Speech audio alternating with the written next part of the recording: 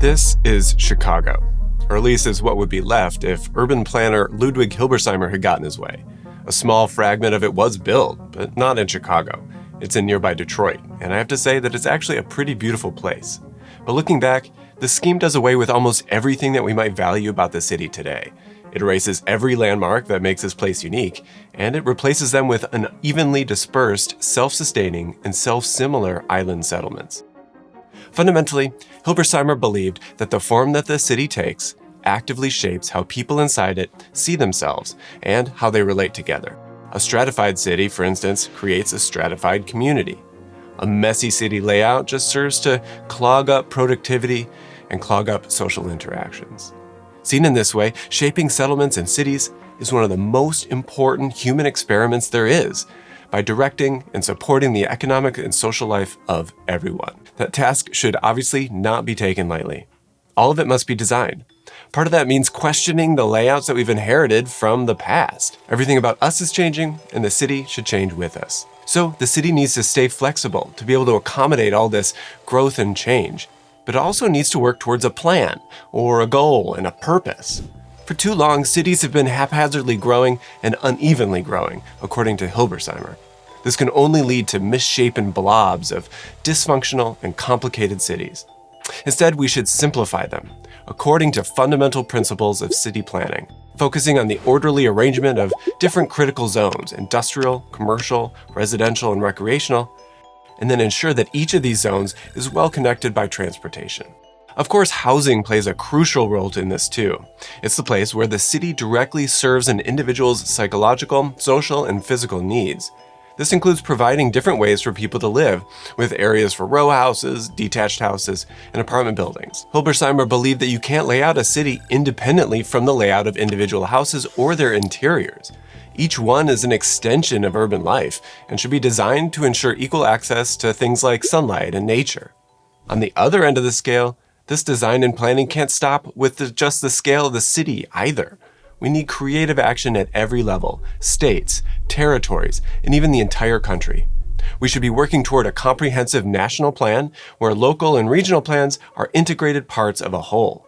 This is the only way to fully address the relationships between agriculture, industry, and infrastructure, with the goal of a fully sustainable use of land and resources. Finally, to meet all these criteria, cities should not be centralized systems with a dense core in the middle.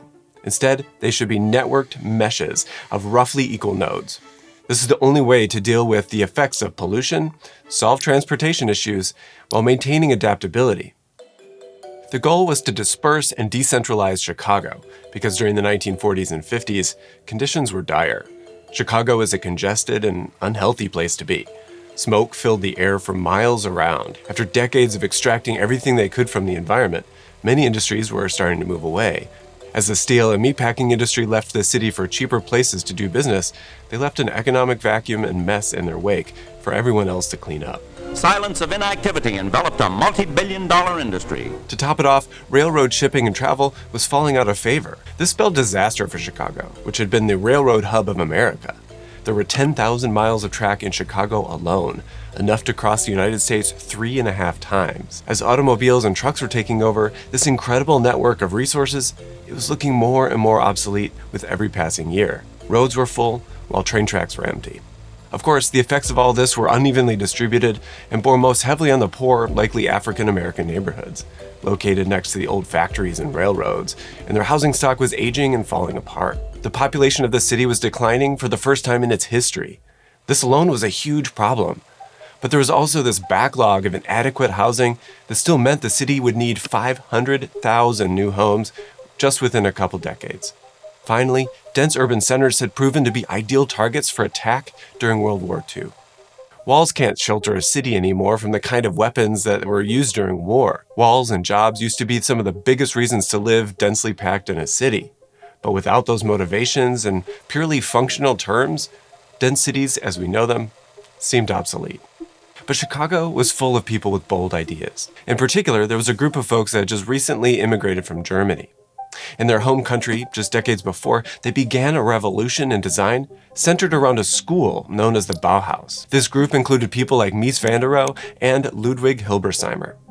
They came to the US with a specific vision for how cities should be, and Chicagoans were eager to listen. Hilberseimer's schemes for Chicago won countless awards, and he also served on planning boards in the city, urban agencies with real power to enact developments like this. Central to Hilberseimer's proposal for Chicago is something he called the settlement unit. The settlement unit is like a cell that holds a calibrated mixture of ingredients. His design, according to him at least, includes just the right amount of residences, agriculture, and industry.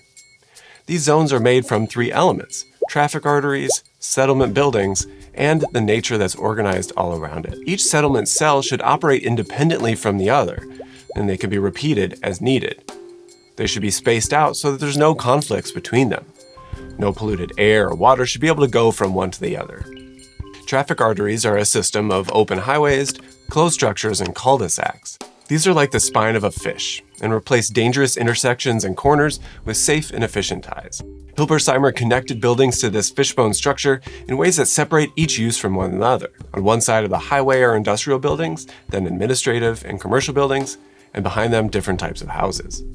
Other programs such as schools would be located out in the green areas. Hilberseimer placed the houses so that each unit had efficient proximity to the traffic arteries and so that every unit would have direct access to sunlight and nature. Hilberseimer was partial to this L layout that created specific conditions for the living areas from the bedroom areas. Each received sunlight at different times of the day. The neighborhoods then would have a mixture of individual homes as well as small apartment building blocks. He would then disperse the houses to be able to calibrate it for various densities. At the time, London had a population density of 80 people per acre. Hilberseimer's system could achieve that, or he could recreate Chicago's density of about 40 people per acre just by sliding the homes around a bit.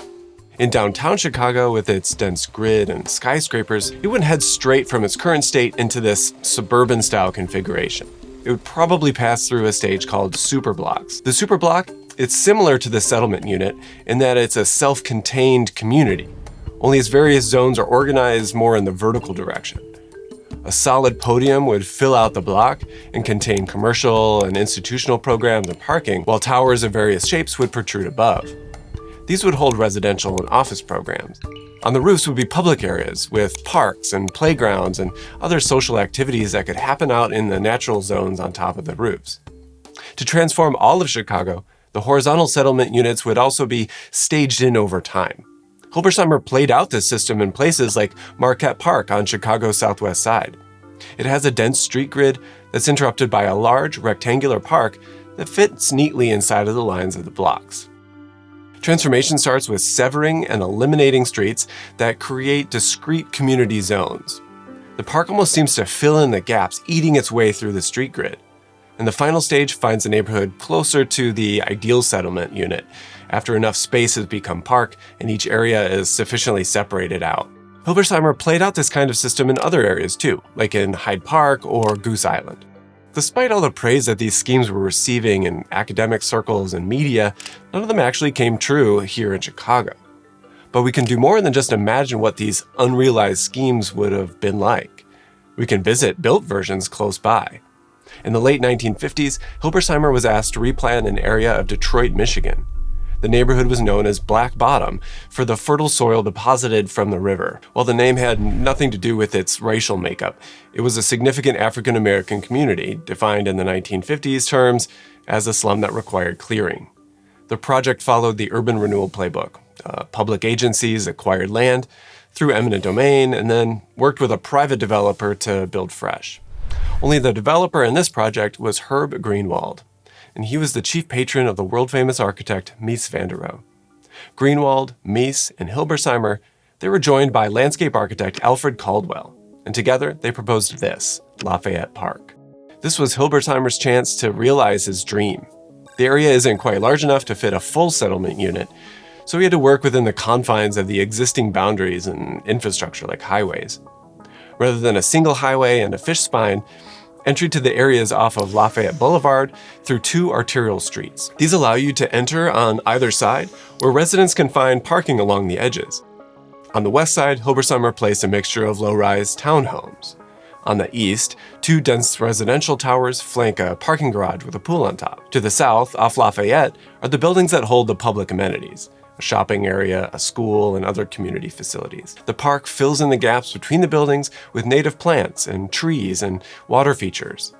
Pedestrian walkways allow residents to get from their car to anywhere else within the neighborhood. They also connect playgrounds and sports facilities that cater to families, and they promote healthy lifestyles and relaxation and social interactions. The green space serves as the lungs of the neighborhood, a place for recreation, relaxation, and socializing. The whole arrangement blurs the line between the urban and natural environments. In Hilberseimer's drawings, the endless repetition of houses and apartments looks almost dystopian. But the reality of Lafayette Park is anything but. People who live there love it. Diana Ross and Stevie Wonder are just some of the folks who have called this place home over the years. The blank repetition of housing units allows for individuals to personalize their specific living areas. You can see the full creative range in this photographic series by Corinne Vermeulen. While outside, the building and the landscape all point to how each individual is actually part of a larger collective. However, the planning of Lafayette Park leaves the surrounding areas dealing with extreme disruption from the clearance and the severing of streets. The arrangement means that nearby communities can't really benefit from the oasis that this place offers. But as a diagram of an internally planned community, Lafayette Park seems to work. And I think that word diagram is a really important word here. Hilberseimer was designing huge territories in his plans, showing them as endless repetitions of self-similar units. But obviously nothing actually ends up looking exactly like that. Cities are living and growing things. And in the hands of politicians, these bold ideas like Hilberseimer's, they were weaponized to disenfranchise people. But today, the city of Chicago is still dealing with many of the same issues that it was in the 1950s. The population, again, is in decline. Huge swaths of commercial buildings lay dormant as people work from home. Segregation is still a major problem. Community engagement is lacking at every level, and housing is facing yet another crisis. But what seems unique now is that I don't see any of the bold ideas out there like Hilberseimer's. While I am definitely not calling for us to build his ideas, I do think that there's value in schemes that help us to envision alternatives, to dream big. In the words of Chicago's other great planner, Daniel Burnham, make no little plans, they have no magic to stir men's blood. One of the biggest plans out there right now is for a new stadium district near downtown Chicago. These kinds of mixed-use developments, they seek to roll back some of the misguided decisions that gave us desolate islands like Guaranteed Rate Field on Chicago's South Side. And in my next video, I'll analyze just how great or terrible it can be to have a stadium in your neighborhood. And this video is available to watch right now on the streaming platform Nebula. Honestly, without Nebula's support, I wouldn't be able to provide you with such consistent, high-quality content like this. It's a creator-owned platform for video and podcasts that offers an incredible value for you, the viewer, and the highly curated set over 150 educational creators that are on it, like me. Sam at Wendover Productions, Real Engineering, Not Just Bikes, City Beautiful, and many more of the folks that you already watch are on there. On Nebula, you'll be able to gain access to our regular videos early, just like my neighborhood stadium video, but there's also exclusive content that you won't find anywhere else. Sometimes when I get a tour of an awesome place or I interview someone especially interesting, I'll publish a completely separate video for folks that want to learn more about them. It's an entirely new video of mine, with more of my reactions, coupled with insights from others that just didn't quite fit within the narrow framing of the YouTube video. So there's explorations like the extended tour that I got of a unit of Marina City, or the deep dive into the history of Bilbao, Spain with my friend Iker Gil. There's also an entirely new layout, a brand new news section, and an exciting new lineup of Nebula originals to accompany your favorites like City Beautiful's deep dives into how each of the world's greatest cities came to be. But who knows, maybe I'll have an original on there soon. You can also gain access to this world of amazing content simply by clicking on the link on the screen, and it's also listed at the top of the description. From there, you can sign up for whatever way you'd like. The most economical way is to choose the option that's $2.50 per month when you sign up for a year. Or if you're finding incredible value in this channel and want to show the absolute maximum amount of support, you can choose the lifetime option. That's like the angel investor tier. But either way though, you'll unlock the entire catalog of treasures of your favorite YouTubers, all the while you'll be directly supporting this channel to share my takes on the buildings that structure our world. See you over there, and as always, thanks for watching.